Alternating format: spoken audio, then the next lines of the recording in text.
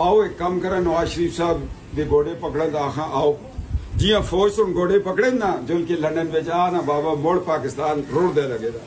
इमरान के हाथों पाकिस्तान तबाह हो रहा है। नवाज शरीफ साहब आप आए। फिर नवाज शरीफ आया। फिर वो कुव्वतें जो चाहती थी कि नवाज शरीफ चौथी दफा वजीर आजम ना बने, उन्होंने एक प्लानिंग की और 5 बजे ऐलान कर दिया कि नवाज शरीफ मानसरा से हार गए। अले रिजल्ट तो जल्दी हासिल लगे। काले टाके में 22,000 औरत से वोट पाए।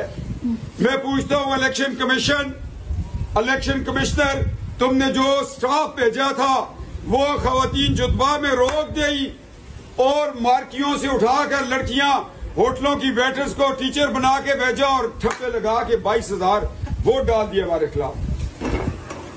इलेक्शन कमीशन दी नाएलियासी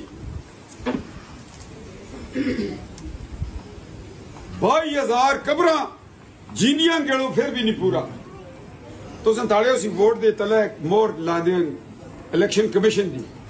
मियां नवाज शरीफ साहब जरा 9,000 वोट रिजेक्ट किए ना, वो पतली स्याही बिच इस तरह लाया कि 2 हटाए लगी दी। इधरों मोर है, इधरों शहर का निशान है, उतना कसौरी नाल भी बाहर नजर आंदी है जी क्रॉस हो गया, ताकि जिसले अदालत में सफदर जुले मुस्लिम लीग जुले आखा जी डबल मोर है। मोर तो तुम तला समझाए अमले के दसिया से सफेद जगह तलाओ उन्हें पिछड़ के सजाई। जिस कैंडिडेट ते निशान दे तला पैड पा छोड़ समझो उसको इलेक्शन कमीशन नहीं जितना देनी। सरदार यूसुफ साहब दे पिछले 2018 में उता शहर तला पैड हार गए।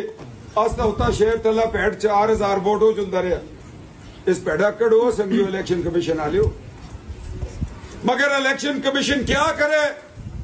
47 से लेकर आज तक इलेक्शन कमीशन का फेलियर है। इन्होंने गलत इलेक्शन करवाए, हमारा मुल्क तोड़ के रख दिया। मशरकी पाकिस्तान को बांग्लादेश बना दिया, इन्होंने तबाही कर दी।